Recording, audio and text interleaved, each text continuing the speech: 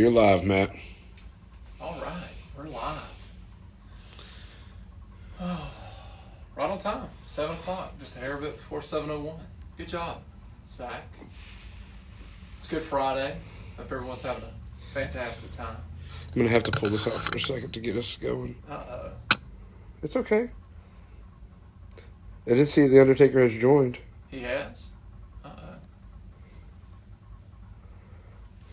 I'm going to try to pull it up right here. We have a fancy monitor in here now so we can actually see people. Kind of crazy. There we go. There you go. There he is. You got him now. Mark Calloway. What's up? How are you doing, buddy? Man, I'm just living a dream, you know. What do you have in your background?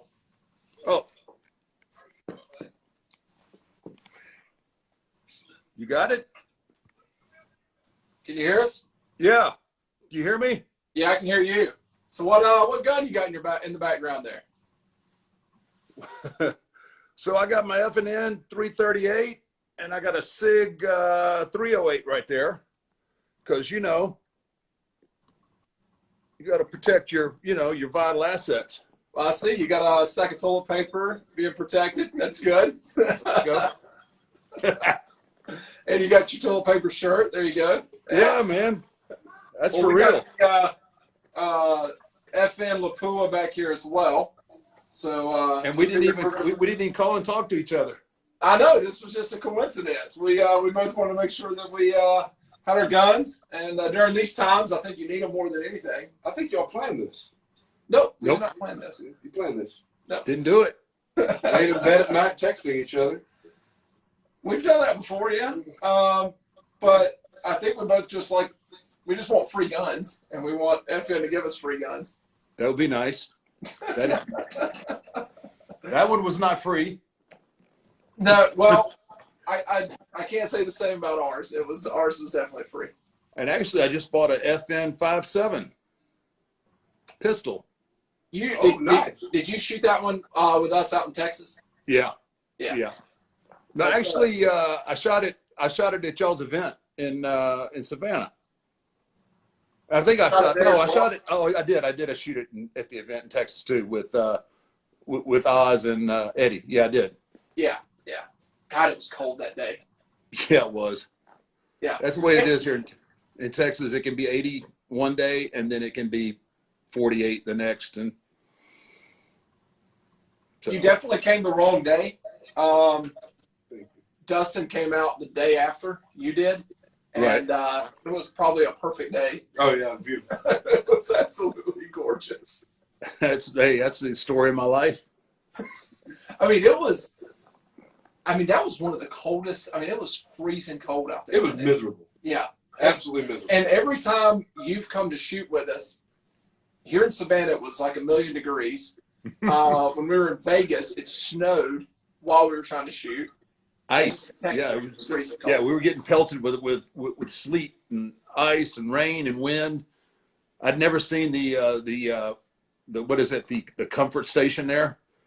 Yeah. It ended up nobody was on the range. Everybody was in there huddled up next to the furnaces trying to get warm. Yeah. Unfortunately, we had to sit there with Chad Prather and deal with him, but Did that fool shave his head? he did. He shaved his head? He shaved his head. Wow. I don't know. He must have lost a bet, right? I don't know. With Chad, you know, Mark, it's you don't know what you're gonna get with him from day to day. Tiger King may have asked him to be his next husband. I don't know. You may be, Zach. You may be onto something, buddy. He's been reaching out to him in prison. He's trying to get in there to see him. Oh, I know. It's an odd. Chad's an odd. Chad was the first one that we did this with last week, and we caught him in a good sober moment. So it was good. It was good. It was only 30 minutes, and it was good. So A sober moment. yeah, there's a rare. It was on the cusp. It was on the cusp. Mark, we're going to ask a favor. We put everybody on the spot when we've done this. This is you are guest number 4. Guest number 4. I'm moving up, huh? But number 1 in our hearts. Number 1 in our hearts. I know better, but go ahead. Every guest we've done this with. So for everybody watching, be sure to follow Undertaker, Nine Line Apparel, Zach Scalf, and Matthew Lida. And Mark, what we like to do is pull one person out of here to win something. Do you think if we send you this hat, you could autograph it and we can send it to the winner? Oh, man, I'm busy these days, man. I got a lot of homeschooling that I'm watching Michelle do, and yeah, I can fit it in the schedule. I got it, man. Go ahead, All right, send that that sounds thing. good. That's perfect. Tell your wife to quit texting me. She just texted me. I'm waiting for her. I'm waiting for them to start sending messages on here heckling me. It's only a matter of time. Well, we don't have a moderator tonight to look at the messages, so it's going to be maybe an after the fact thing. But we did have a lot of people reach out asking questions that we're going to ask you later on, and Okay. So it should be fun to hear from some of the fans that typically wouldn't get to talk to you, and that's why we wanted to do this. We want to do this with all the folks that we work with, folks that people they admire, they see on TV that otherwise would never have an opportunity to kind of hear from. And you're definitely one of those people. Have you ever done an Instagram Live, Mark? Nope. First one. All right. Yep. First one, man.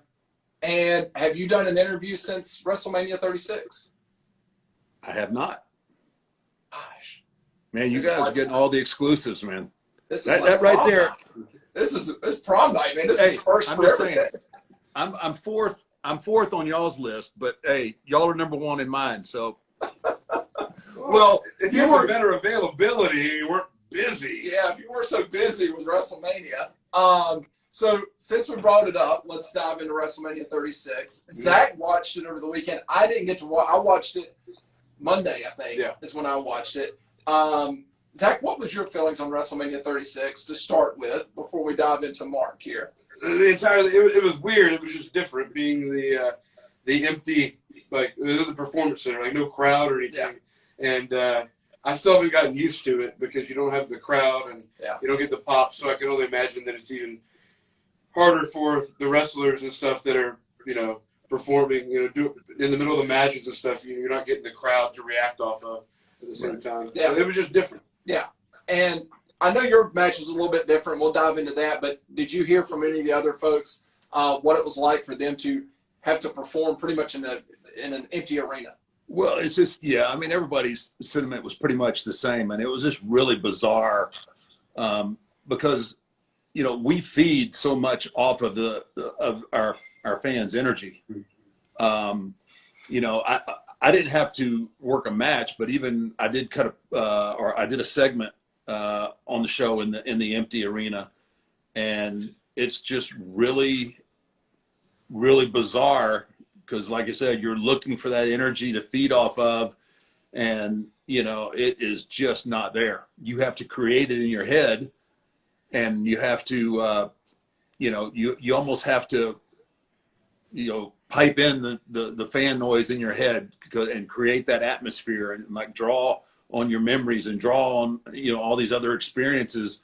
I've actually, unfortunately, I've had the exact same noise level with a completely full arena. So that was a joke. Well, we Anyway. didn't want to say anything there, but Yeah. You had that whole shtick with the cult leader thing. Really kind of fell flat. It's whatever. yeah, it is. Yeah, we won't go into those days. This is a tough crowd, man. Everybody, So everybody's brave across the country. your program with AJ Styles, definitely not what you guys probably wrote out, from the very beginning, but it changed into what it did. And I told you, I said, Amy and I were watching it Sunday. I think Sunday night we watched just your match, and then Monday I went back and watched some of the other matches. But I watched your match, and at the end of it, Amy said, I loved that. I thought that was awesome. And outside of, and unfortunately this year, I get an opportunity to potentially go to WrestleMania, and COVID-19 happens. Thank you, You're Mr. the kiss of Meyer. death, man. But Amy said, she goes, outside of having the opportunity to be there to see you live perform, she goes, I think that was amazing. She goes, I really enjoyed it. I was into it. She goes, I was waiting for the next scene to happen. She goes, I really liked it. How did you feel about what you and AJ ended up doing? So obviously, you always envision this match happening in a live arena. And then somewhere there in the last few weeks or last couple of weeks, when we didn't even know what was going to happen the next day, the idea was thrown at me about, doing something off site. And I was like, yeah, that's a much better, that's a much better option than trying to have the match that AJ and the Undertaker would have inside an empty arena. So I guess in our case, we were very fortunate to be able to go off site and do what we did.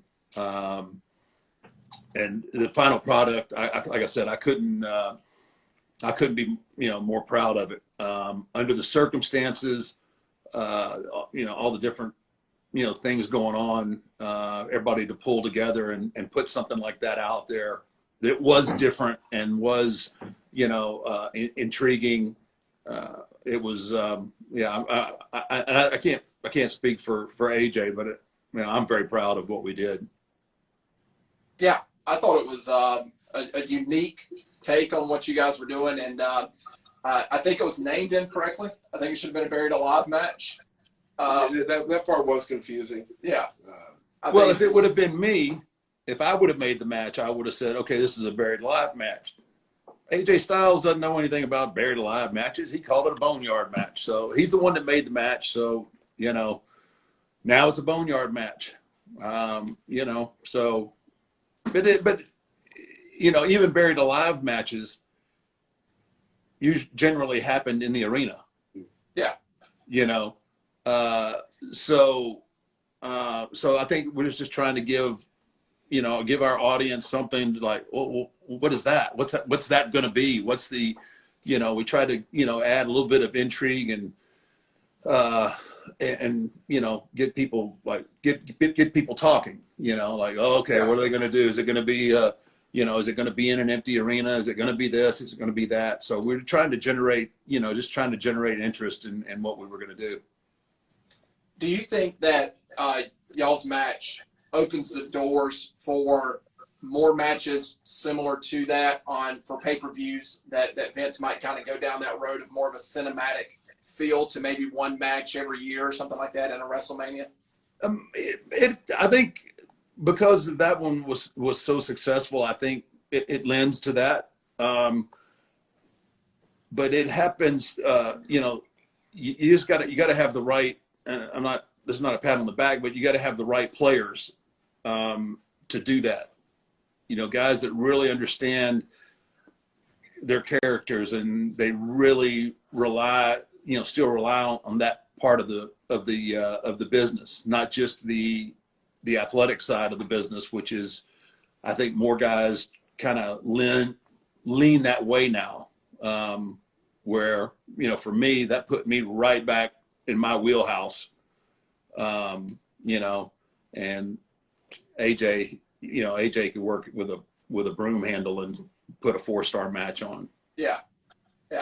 It was unique. I mean, for him to come in the hearse and you come back, I mean, was it your idea to bring back almost that the American Badass gimmick again? I mean, was that something that was kind of, when this all transpired, was that something that you wanted to do?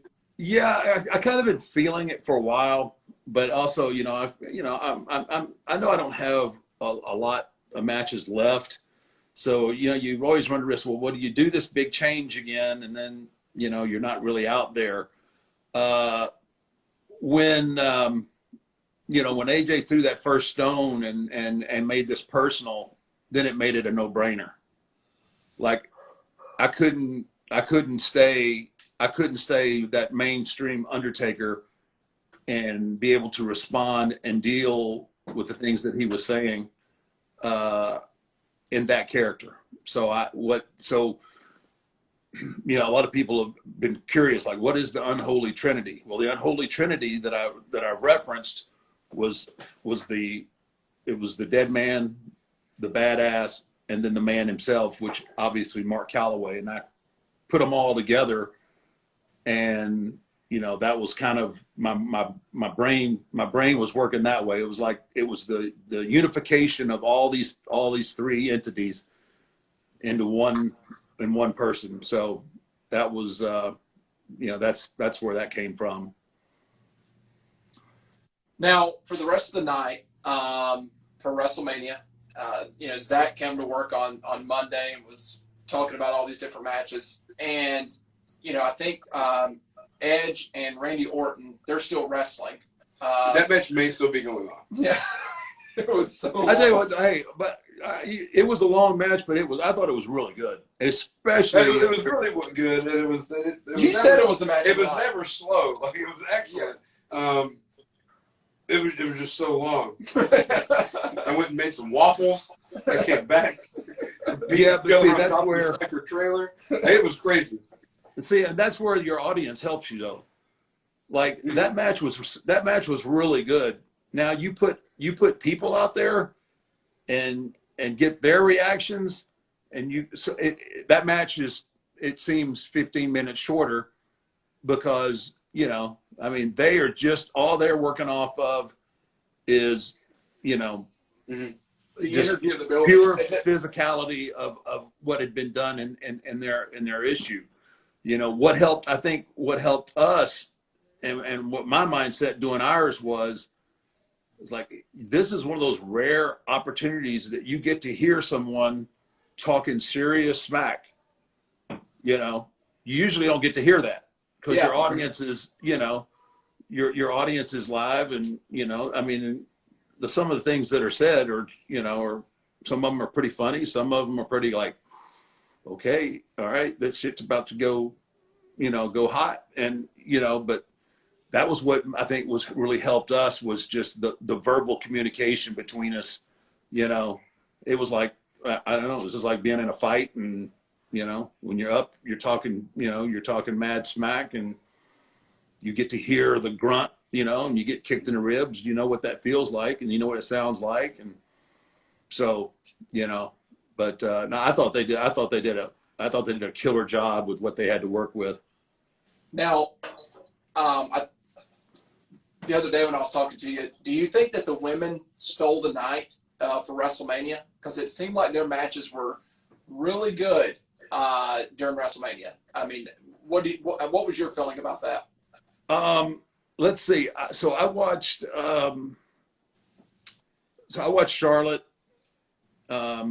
I watched her match, and I thought it was really, really, really good. Actually, come to think of it, I watched Becky too. I watched hers. I thought that, you know what? It's a different era now, and those girls they're working hard, man, and they've got to be considered. When you start talking, match of the night or who stole the show, you always got to consider the women. They bring it, man. They bring it because they know they have to bring it, right? Because they have all these eyes on them that are wanting them to fail, but expect, them to do so. And so I think they all have. I know the one here that I live with, she was always like that.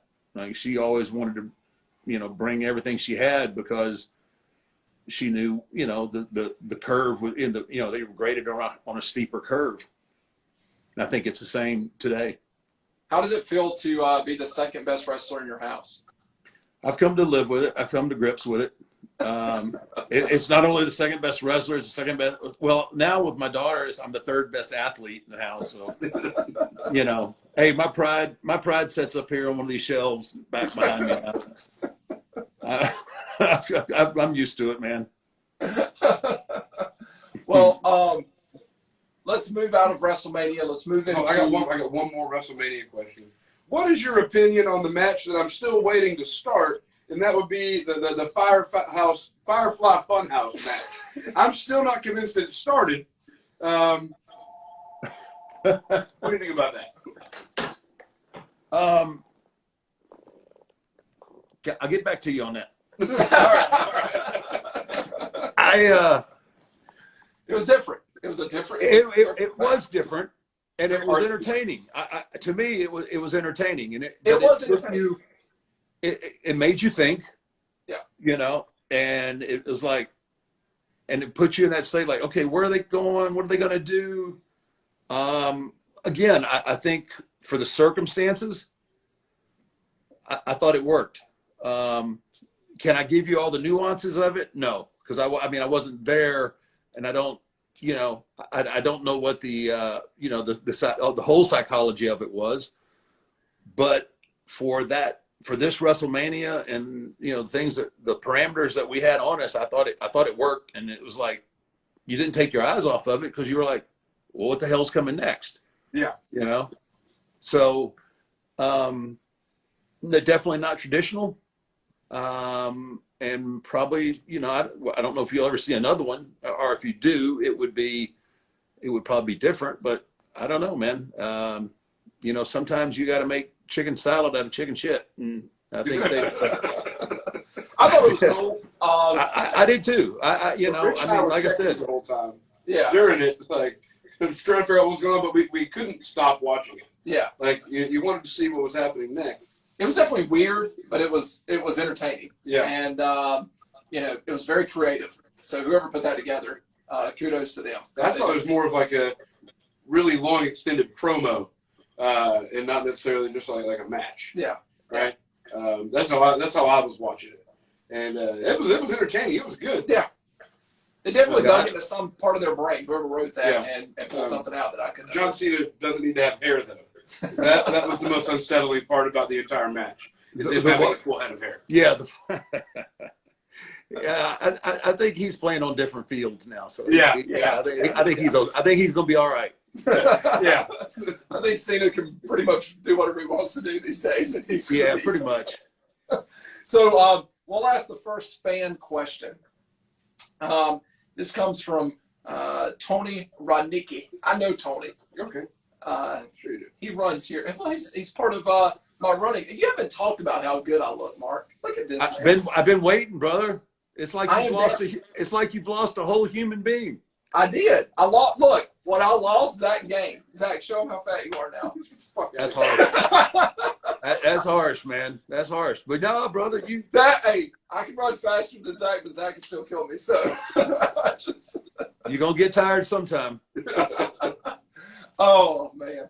So I know Miss Amy's happy you're not eating all that junk food anymore. She is happy, and she's probably, if she's not sleeping right now, she is watching. So I would love to tell my wife how much I love her. She's a hero. She's a nurse, working every evening at the hospital. So absolutely, man. Yeah. Very sweet.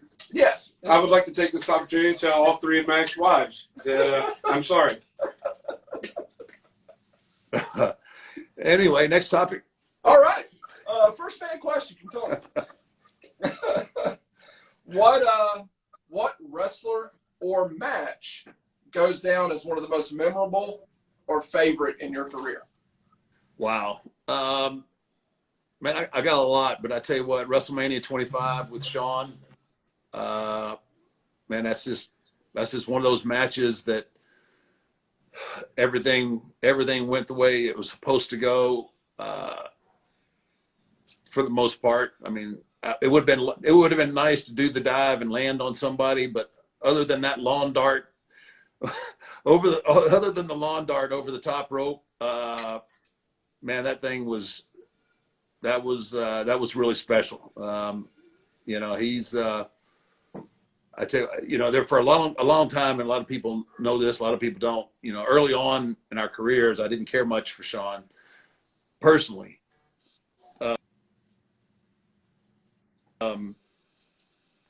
And then he turned his life around. He found Christ, and really, I consider him a very close friend. And there's probably no one that I'd rather be in the ring with than Shawn. I mean, there's there's a very short list, and Sean's right up there.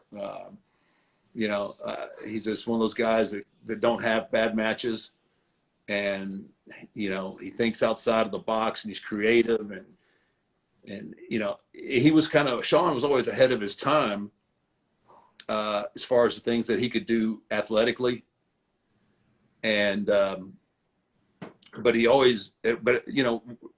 my mind, in wrestling, it always boils down. Everybody does all their fancy stuff, but it always boils down to Dukes, And even, he'd go out there and with his pretty boy chaps on and he'd shake his butt and do all that. But when it came down to Dukes, you bought him, you believed in him. And, for me, he was always just a perfect opponent. And if I'm not mistaken, you had to follow the next WrestleMania against Triple H, correct? So we did two. Sean and I did two back to back. So we did 25, then we came back in 26, streak versus career.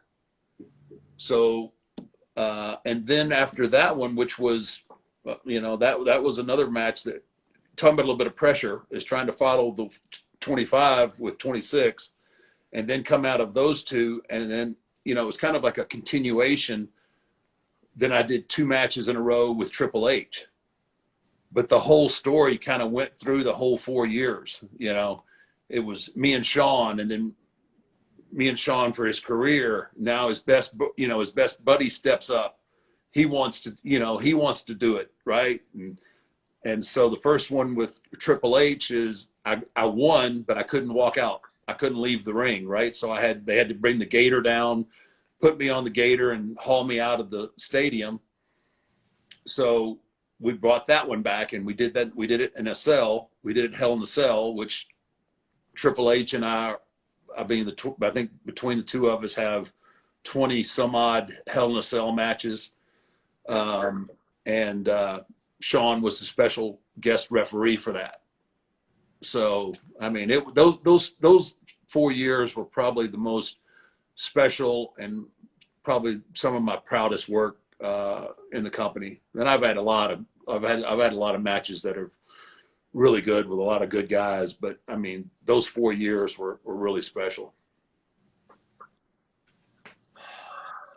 All right. Oh, I've got stuff here.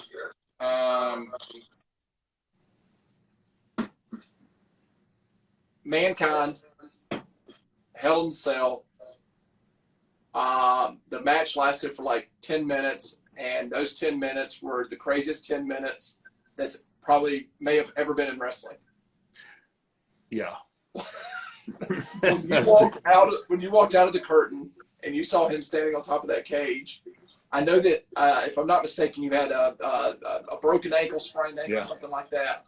What went through your mind when you walked out and you saw him standing up there? I was like, look at that crazy son of a bitch. Man, the first thing you think of is like, because that's just chain link fence. And that was Sean and I was the first one. This was the second Hell in a Cell. And always the first thing is like, man, I hope I can get up there. And two is I hope I don't fall off. And but it was very very surreal, and Mankind, Mick had a mindset that people were going to remember that match, and yeah, they have. I tell you what, he's one tough son of a gun, man. I got to hand it to him. Did you? I mean, when you threw him off the top of the cage, and he lands, what goes through your mind at that point? Are you thinking he's really dead, or I've seriously injured this guy? And I know that kind of one of the rules that y'all have is you leave the ring the same way you enter. What went through your mind at that point of I just hurt one of my coworkers? Well, yeah, it's kind of honestly, and I've never really thought this way, but I kind of had an outer body experience when I let go of him. It was just like I could see myself, and I could see him flying through the air, or not flying, falling. And it just seemed like it took forever. I mean, it was only a couple of seconds, but it seemed like, where I was from, it just seemed like it took forever for him to hit that table. And then it seemed forever for him to move, Once I saw him moving, I was like, okay, he's okay. Or not okay. I didn't think he was okay, but, he was moving. And in our world, sometimes, especially then, moving was a good thing. And I think the biggest thing that nobody talks about was Terry Funk is looking at Mick Foley going, do not go back in the ring. And if Terry Funk tells you that, I feel like you should probably listen. Yeah. And he still went back in. Yeah, he did. Actually, he didn't. Actually, he climbed up. Oh, yeah, he climbed back up. Yeah. He climbed back up, and that was really his big demise, was going back up the second time. And that cage, I don't know what in my head told me to get off of that panel, but we were both standing on the same panel that broke. And at the last second, I get off and I get on the metal support beams. I choke slammed him. He never stopped. The second bump, most people don't get this. The second bump was far worse than the first one. The one through the cage was worse than the one when I threw him off the top. And why do you say that? Because we figured that it would take a few shots to get the cage to break loose a little bit. Was not expecting it to give way. So when his back hit, it just never stopped. So he wasn't prepared to protect himself, and he was, another a little bit more rotation, and that turns out to be a really bad story. So were y'all planning on you eventually choke slamming him and him going through the fencing at some point, or was there a different plan here for that match? To get the plan was to break my goal was to break part of the cage loose, break part of that panel loose, and then slide into the ring, because I had a broke ankle, right? So I wasn't really thrilled about having to jump down on it. So we figured I could get the panel broke if I hit it in the right spot enough times, and then then we could get back in the ring that way. But that's not the way it worked. Mick went the quick way to the ring. Oh yeah, so that was a big one that people were commenting about, was that match, and it seems like that match has really gone down in history as I don't know if it's one of the greatest matches, but it's definitely one of the most memorable matches ever. Zach, what was your earliest memory of The Undertaker? Jesus. Gotta be just early on, like the earlier casket, like the casket match with Yokozuna is one of my earlier memories of watching The Undertaker. So is that the one where Chuck Norris came down and give me a hand? I just remember the big ass casket. So there was two. There was one where I went in, and then my spirit and my soul ascended out of the arena. So we did that one, and then we came back and did another one where I think it was at a Survivor Series, if I'm not mistaken, where I had a little help from Chuck Norris, came down there, threw some kicks and knocked a few people down for me and let me get that win. I'm going to go back and watch that one again. We just sent Chuck some apparel, him and his family, and I think his son's in the military. So, is he? Okay. Yeah. Chuck's awesome, man. He's like 70-something years old, and he looks great. It must be all that water he's got on his property that he's making right now. It's C-Force water. So I also used to have a cardboard cutout of The Undertaker, And when I left for the Army and stuff, it stayed at my parents' house and just stayed up in the room. And my nephew, when he was like 2 or 3, like went to go back into that room and all the lights were off. And he opened the door and just enough light hit that thing. It scared the piss out of us. We have so up in the gym. That's where Michelle and I keep kind of all of our memorabilia and our stuff from wrestling, and both our cutouts are up there. And every once in a while, like I'll go up late at night, like I'm gonna get in the sauna or whatnot, and I forget, and I flip the light on, and I about hit myself in the face. Yeah, every time your picture comes across my Instagram or something, I do the same thing. It's pretty scary looking. Yeah. Make sure it's just over the Instagram, right? Oh, speaking of the devil. That's messed up. That's your child. Not that devil. The greatest champion to ever walk into an arena. Put your mask on. Where is it? Hi. Hey, Michelle, how are you? Good. How are y'all? Better. Yeah. I'm You had having better out guests? side. Kind of You've sucks. had better guests before. Yeah. Well, we did have Chad Prather. I mean, I get it. They put Yeah. Chad on before me. yeah. Yeah. We also had Diamond Dallas Page on. I mean, All right. He Hey, just makes hey, me feel bad I about got- the sugar. yeah. I mean, his yoga is amazing. So This is true. I'm just Yeah, saying. hey, it's helped a lot of people. It might be able to help you too. Hey, look at me, Michelle. Have you looked at You're this? slim and trim. I know. Down almost 40 pounds. It looks Kaya like- said you look like Sami Zayn. Mm. That's a true story. She just said that in the kitchen. We just had dinner. Actually, if I could use one of your arms, I got something stuck in there. Hey, it's Rey Mysterio.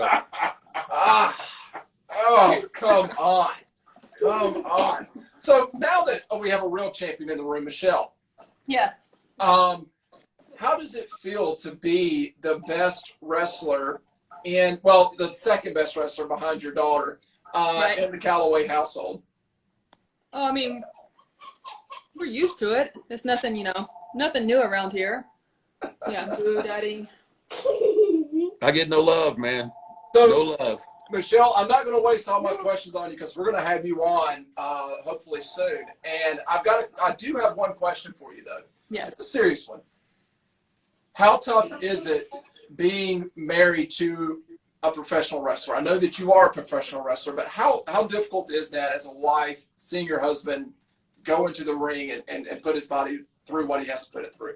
Oh, in that aspect, because being his wife, there's a whole other aspect to that. But that's tough. It's I've had good friends come watch matches. It's always different when somebody you love is in there. You can watch a million matches. You can do a million matches yourself. You can do some of the same moves. But when you see your loved one in there getting not necessarily tossed around, No, you don't get too tossed around. He's talking about me. I know. No, I know. he's talking about me. I know. Okay. Yeah, it's hard. It's hard, especially when you know the business and sometimes like, he might really be hurt, but the stubbornness. He's going to continue for another hour wrestling, whether he's caught on fire or has a broken nose or whatever the case may be. So it's rough. It's hard. And the last question for you, Michelle, is how does it feel to know that you are better at shooting the cannon from X Products than Oh, yeah. Mark is? Oh, I mean, just ask him who won the last game of horse last night. It's not really, he blames double vision. When he gets beat bowling, he blames a torn bicep. When he gets beat playing basketball, it's his wrist. There's always an excuse. So we've just kind of gotten used to it. It's always good to have a laundry list of ailments to cover all that Right? stuff. Exactly. Exactly. I have the element for whatever we're doing. Whatever Exactly. sport we're playing, I've got the element to Mm-hmm. cover my bases. Yep. All right, we're going to the sauna. All Bye, right. guys. Love you, Michelle. Thanks for jumping on. Come on, stop. Put your water. Is that Rey Mysterio back there? That was Rey Mysterio. About the same size. Yeah. Didn't Rey Mysterio break your orbital bone or whatever that is? Yeah. So, I feel bad because he generally felt horrible. I had taken some time off and had some work done on my hip, so I had been off for a while, and it was my first night back to work, and we were wrestling each other, and man, he jumped off, and I think so. He jumped off. I don't even know what he calls the move. That's how punchy I'm getting, but his chest was going to land on my, or his butt was going to land on my chest and drive me down. Well, he was a little high, hit me in the head. So I landed, on the mat with all of his weight on my face. So it broke my nose and blew out my other orbital bone. And so I sat up and I was like, wow, I can see my nose, because it was like it was over here. So I grabbed my nose and I set my nose back, and straightened it out as best I could. But when I got up, there was 3 of him, and he moves fast enough as it is. I didn't need 3 of him, so I figured I'd go for the one in the middle. And but it definitely not a malicious thing. Yeah. It's just one of those things that happen, and it's not ballet. No, I figured that out just being around guys like yourself. So we got another fan question here from All right. Brad.ho. Maybe the best question going to be for the entire night is from Brad. Okay. Oh, here we go. What is your signature move if you were the Eggman? Oh, my signature move if I was the Eggman, that would have to be the eggnog, probably. I don't know. Yeah. I So don't you know. know the Eggman story? So Mark is coming from WCW. He's been told that, nobody's going to pay to watch him wrestle. And he leaves WCW. He's going to WWF. At the time, WWF, now WWE. He's met with Vince. He goes home. He's growing his hair out. He's pumping iron. He's getting tattoos. He's trying to be the dead man here. He got this really mean look. And they've got this big egg that is coming out to the ring constantly. And in Mark's mind is playing games, if I'm not mistaken, where you're thinking Vince is going to have you as this character, and it's going to be called Eggman. Oh, it was 6 weeks of pure hell.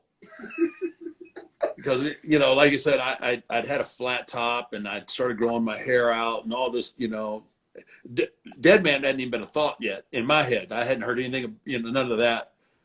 But so that egg's out there, and every week I'm thinking, oh man, because at that time, they did some really over the top stuff as far as characters, So I'm thinking, oh man, he's gonna make me shave my head and my eyebrows and everything, and I'm gonna be Mr. Clean, and I'm gonna be Eggman, and I was never so glad to get that call when he asked me if he was talking to the Undertaker.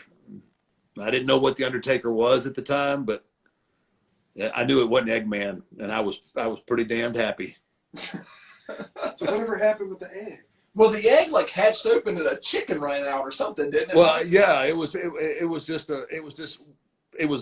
promotion leading into Survivor Series, which is traditionally right around Thanksgiving, and it was the gobbledygooker was a turkey, and turkey jumped out, ran around the ring, and was never to be seen from again. So you didn't get to become Eggman, but you ended up becoming the Undertaker, which it's had some legs. I think you've got something going there, and I think not a bad little gimmick. I don't think. I did finally give up my second job. Good. Were you a singer? Huh? No, I was a pitch man for Nine Line. That's that Tyler doesn't pay very well, so yeah, it's costing me a fortune in shorts, just by FYI. We got to get you a code or something to be able to get you a little bit of a discount. I don't want you going broke. I'm begging you, man.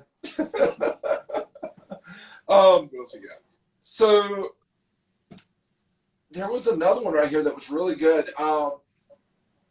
And somebody asked, do you have an admiration for Elvis Presley? I love Elvis. Elvis is the true king.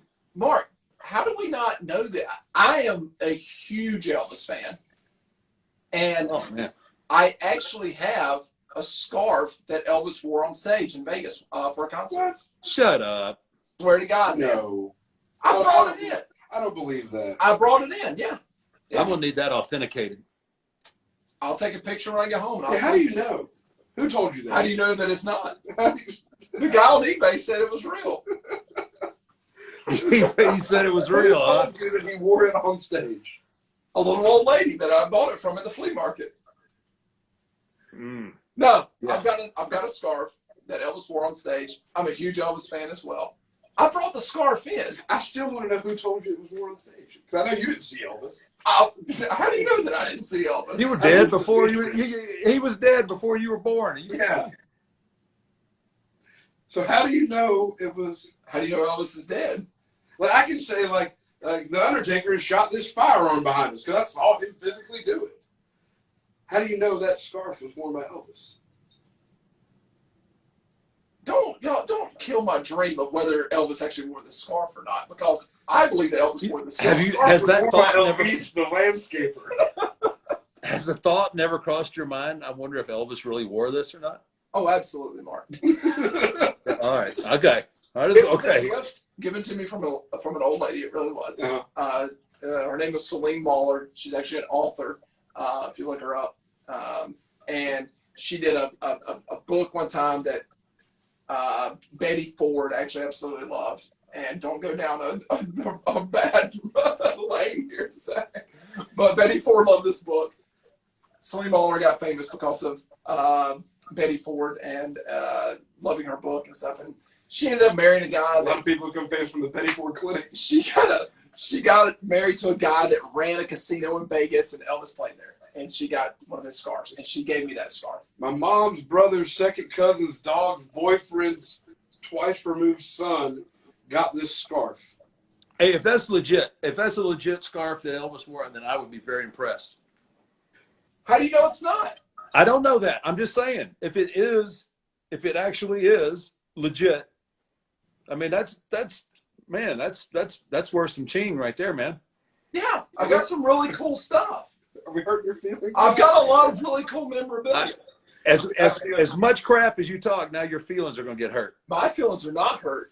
I believe y'all are both jealous that I have a scarf that Elvis. If it's real, hey, I'll be the first. If it's real, Allegedly. I'm very jealous. There you go. There you go. You're jealous. I just doubt that it's real. Now I know how Ric Flair feels because the Undertaker's jealous of me. Just like you are of Ric Flair. Hey, ain't nothing I can do. But, hey, to beat a man, you got to beat the man. Okay, so These non-scarf related questions? Bogus scarf. don't be jealous of my. Hey, one person did ask, and I'm interested in this as well because I don't know if we've ever even talked about this part. What's your favorite gun? Ooh, my favorite gun.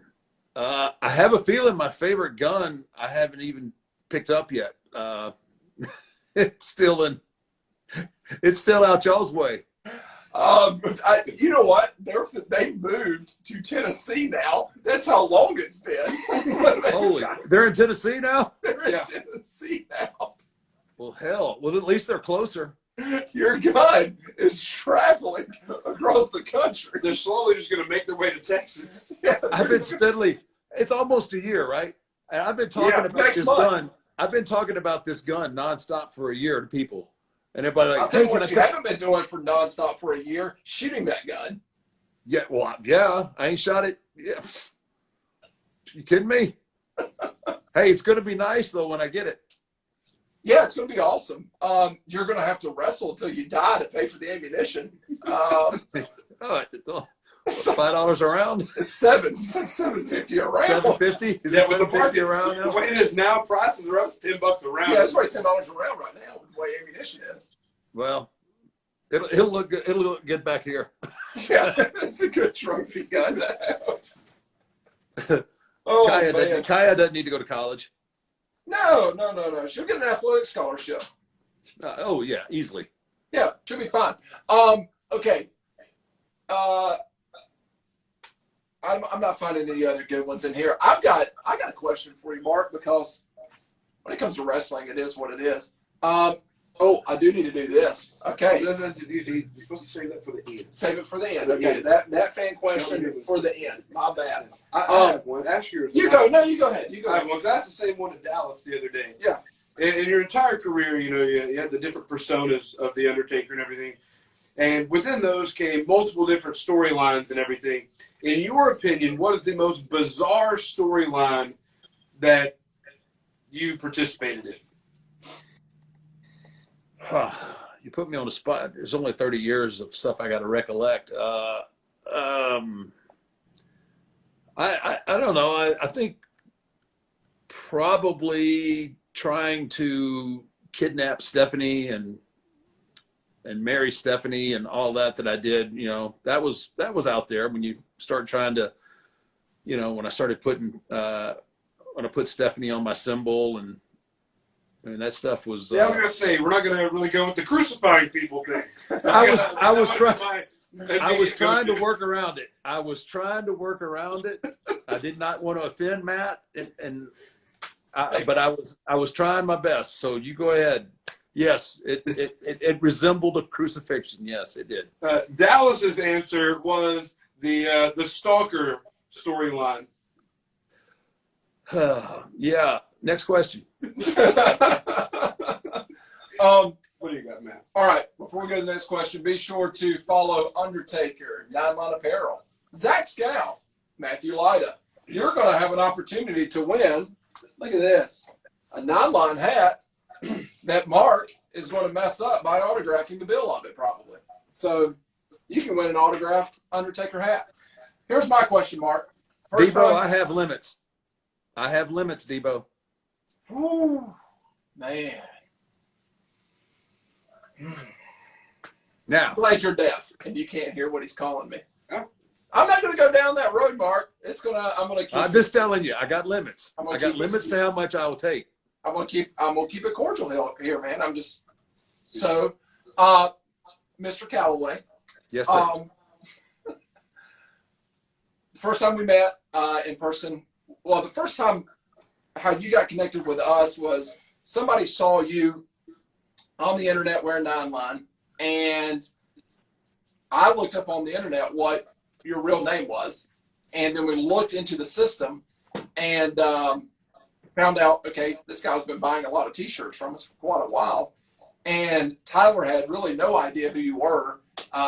Still doesn't, because he doesn't know celebrities or anything. So he goes to our customer service rep, and he goes, "Hey, call this Undertaker guy." Well, the girl at the time, Rachel, she's like, "I'm not calling him." She goes, "I'll flip out if he picks up the phone." So she comes to me, and I'm like, "All right, let's look up his name, phone number." I said, "This is going to go to some office or something." Left you a voicemail. You called back, left me a voicemail. We go back and forth, finally pick up the phone.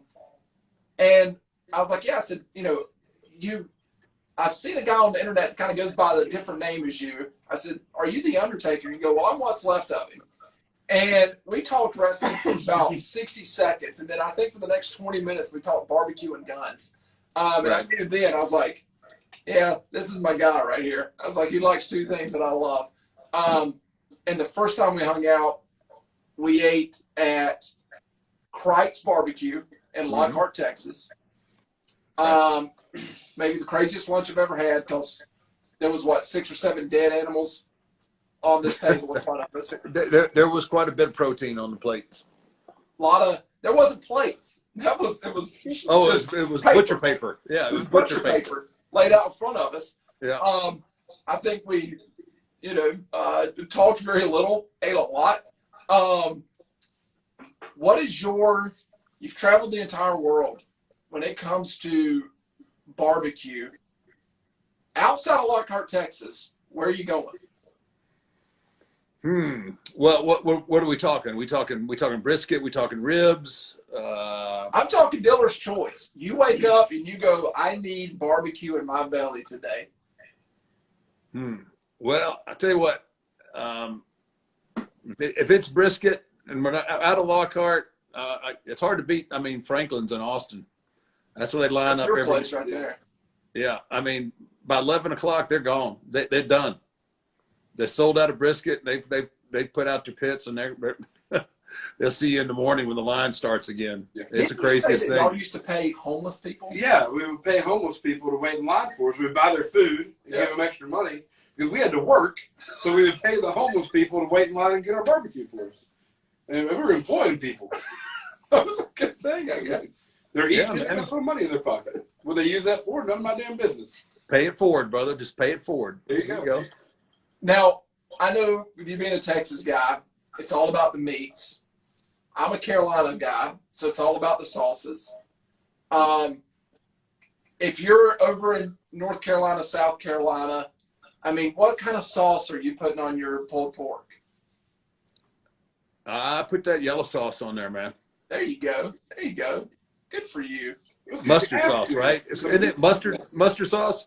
Is that Yeah, what it's it's called? mustard base? It's Yeah. a mustard-based Mustard base. sauce, yeah, with vinegar. Yeah. Yeah. Yep. You have to because the meat's not as good. We rely on the meat to be the barbecue, and y'all got to have sauces to cover up that gamey, nasty stuff. It's pulled pork. It's pulled something. All right, is that really outside of AJ Styles talking about Michelle? Were you really upset with him from the beginning because he's from the Southeast and we have better barbecue than Texas? Yeah, actually, that was probably the most. That was probably my biggest issue.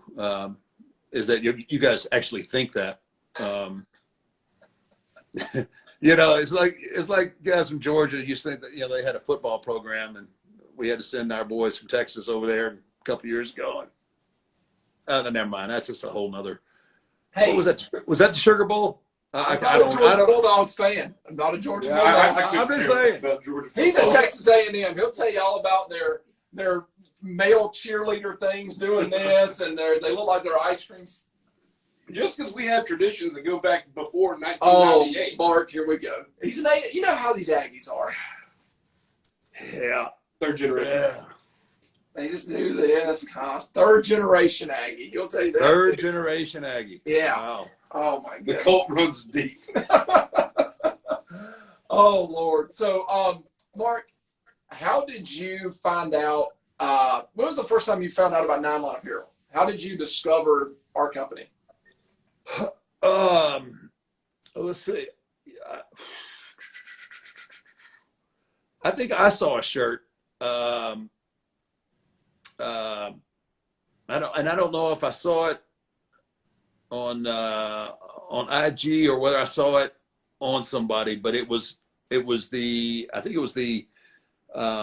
I Stand for the national anthem, and that's kind of, man, that's something I feel really strongly about, and so I think from that point on I went on, and you guys were putting out some cool stuff. I love the Benghazi shirt. I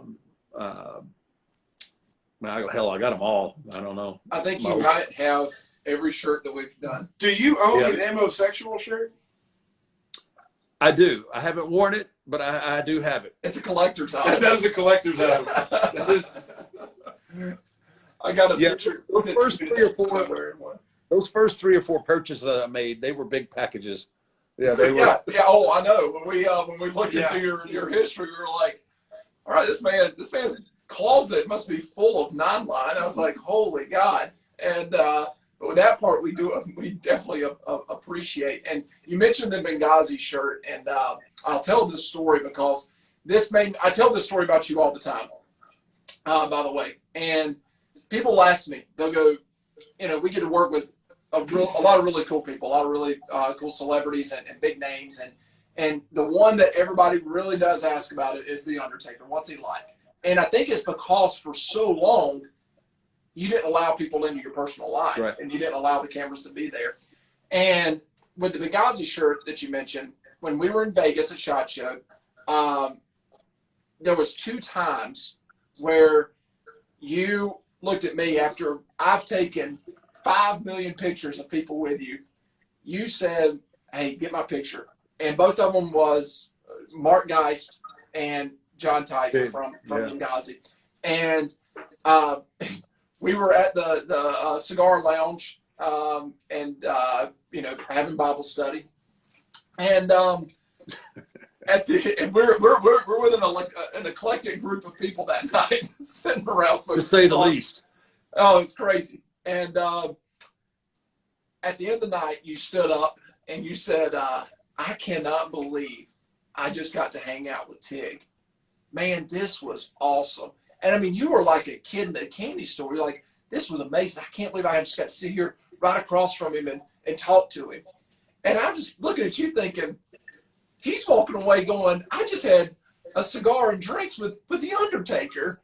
Yeah. But you were so happy about being around him. Where does your love for the military and the first responders come from? Man, so obviously my father was in the Navy. My oldest brother was Coast Guard, and I have another brother that's in the Air Force, and then another brother that was a police officer. And probably if I hadn't have gotten an athletic scholarship to go to college, then I would have probably joined the Marine Corps myself. Really? Yeah. It just worked out that I got a scholarship and went to school. It's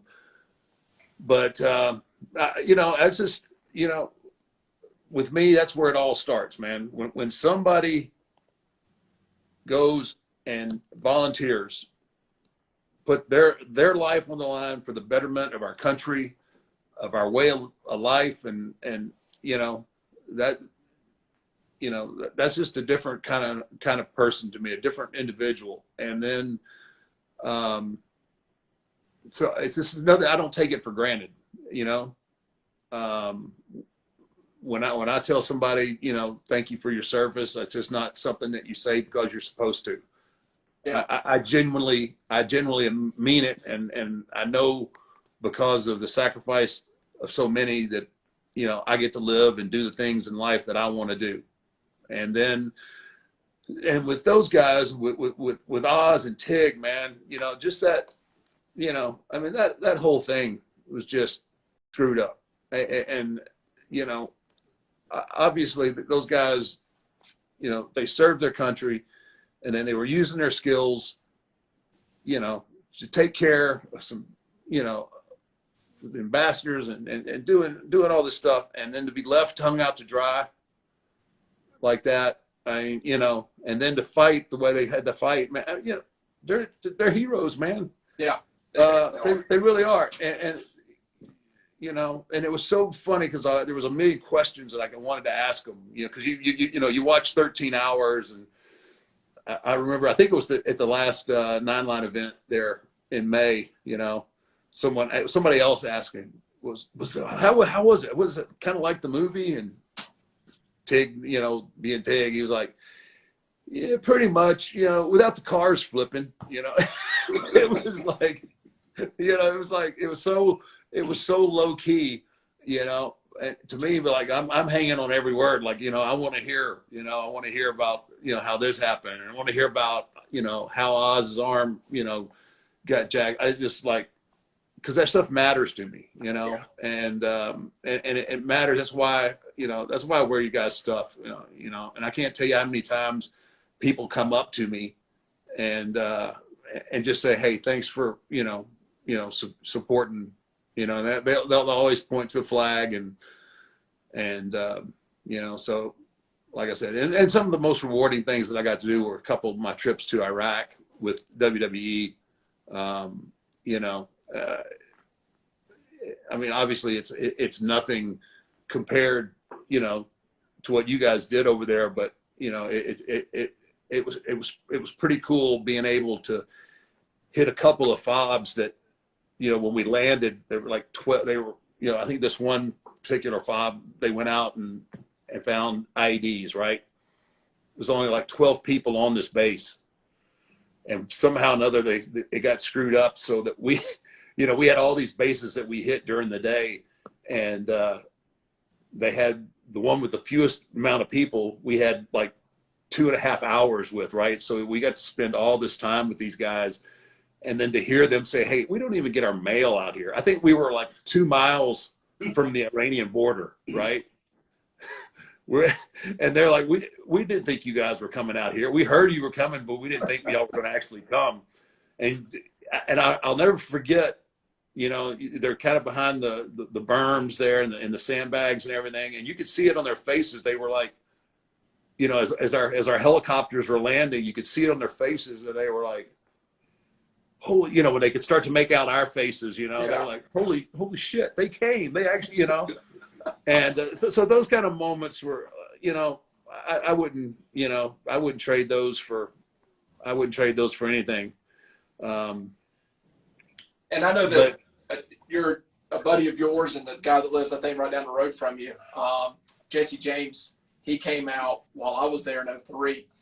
And my platoon commander does a lot of work for Jesse now. And he goes, hey, do you want to meet Jesse? We're at a SHOT Show. And I was like, I actually met him while we were overseas back in 2003. And we go up, and Jesse, of course, his booth was crazy. Everybody's there wanting pictures with him and everything. And he's just kind of on his own time. And when I met him, I was like, hey, we actually met. You signed my flag back in 2003. And at that moment, like, nobody else cared. And he was like, hey, let's just sit down and talk. And we ended up interviewing him back, you know, a couple of years ago, and just, it was absolutely amazing. But I can tell you firsthand that being able to have you guys come out there, I never got to see any WWE guys, but having, you know, Jesse James, and I think John Stamos came out, and Kid Rock came and performed, and in 2003? Yeah, it was 2003. It was the first USO show ever in Baghdad, and or in Iraq. Yeah. And it was in Saddam's airport. In the middle of the show, the 101st had to leave to go do something different. And it was crazy. And it put a smile on our face for, you know, 2 hours. Mm-hmm. I got a drink of Coca-Cola. I hadn't had one of those in a while. Who the hell says Coca-Cola? I like Coca-Cola. Is it a Coke? That's It's a Coke. That's Coca-Cola. Y'all are Yankees. Y'all are from Texas. Everything's a Coke. But having guys like you come out, it means a lot to us. I mean, it really does, to take the time out of the day to do that. It's absolutely amazing. So hold on. Your wife is saying something. You just got called out on all you knows. What is that? Are you saying you know? So normally, if I'm Undertaker and I'm doing a promo, I can talk and talk and talk and talk. When I talk as Mark Calloway and I get fired up and I start talking about something else, I will you to death. Like I went to Iraq, you know, and then we stopped there, you know, and then by that time this other guy came in, you know, and then so I picked it up myself, but I tend to say that quite a bit.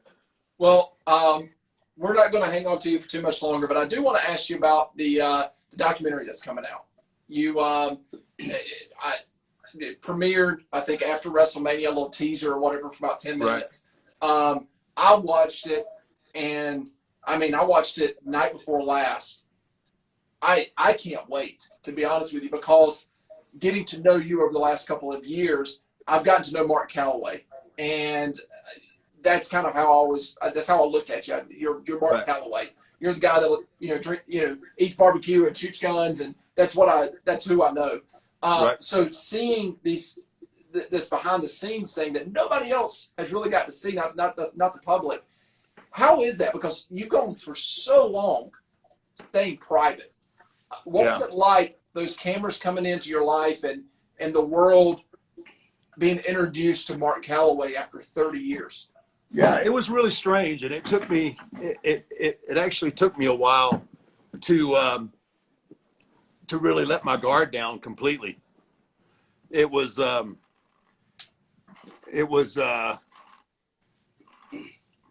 surreal because it was something that I'd never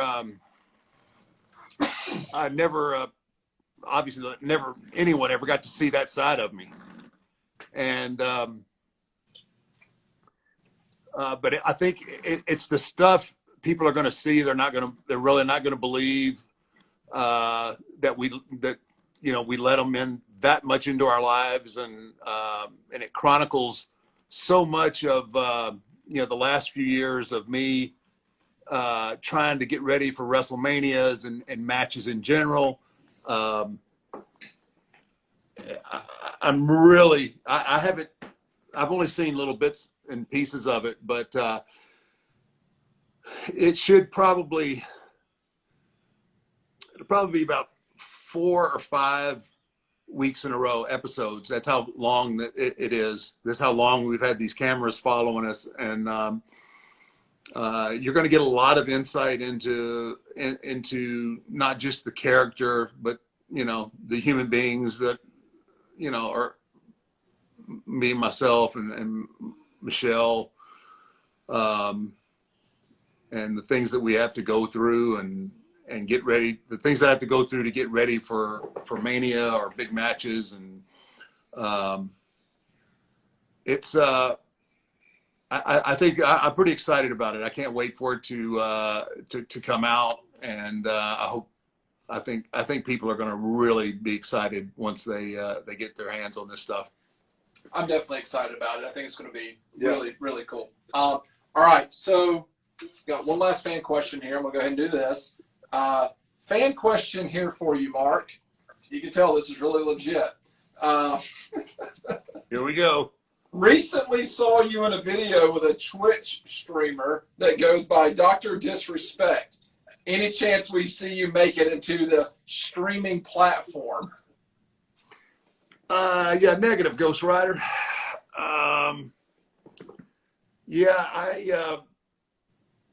Look, I could barely get on here tonight. That's why I text you and Michelle. Yeah, that was. Hey, that was a veteran move right there. Yeah, I know you. I'll be the first to admit I am a caveman when it comes to the whole streaming and all that. I just leave that alone.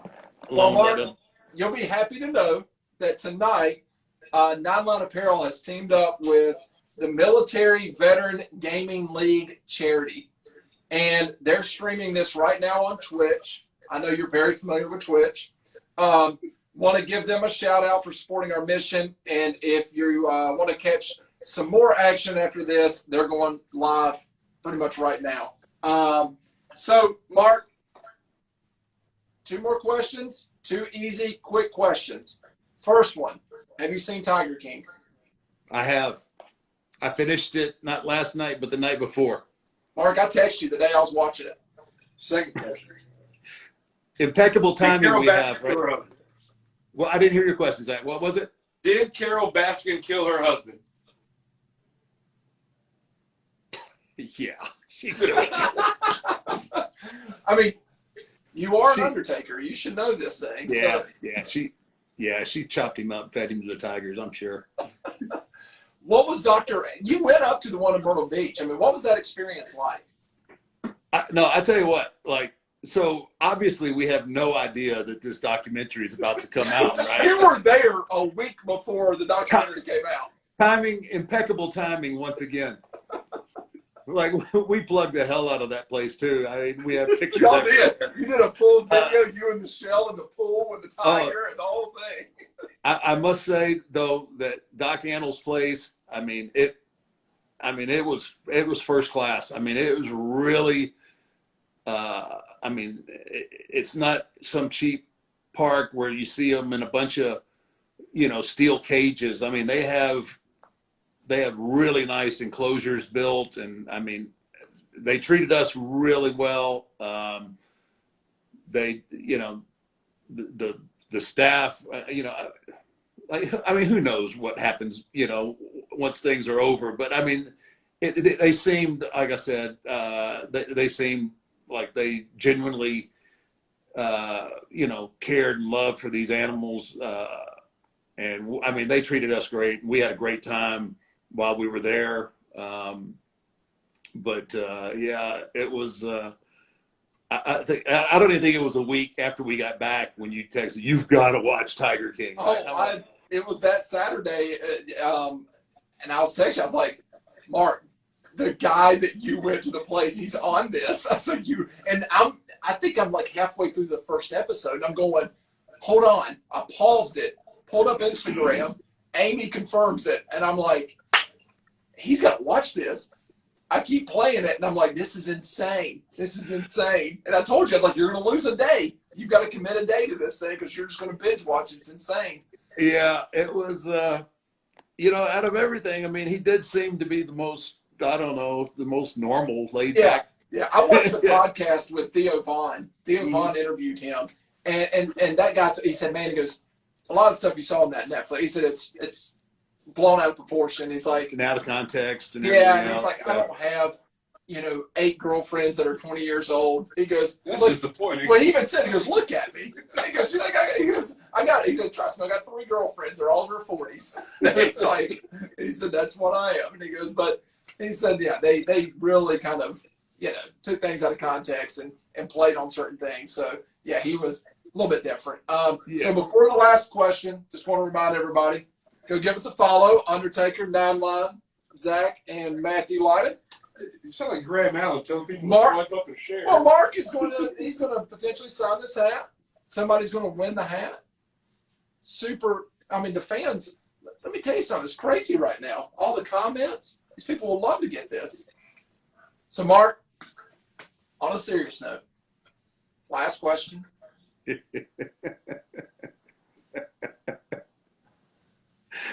Go ahead. Are you done?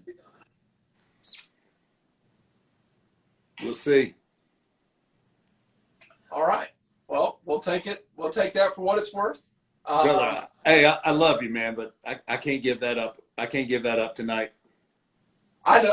I knew what the answer was before I asked the question.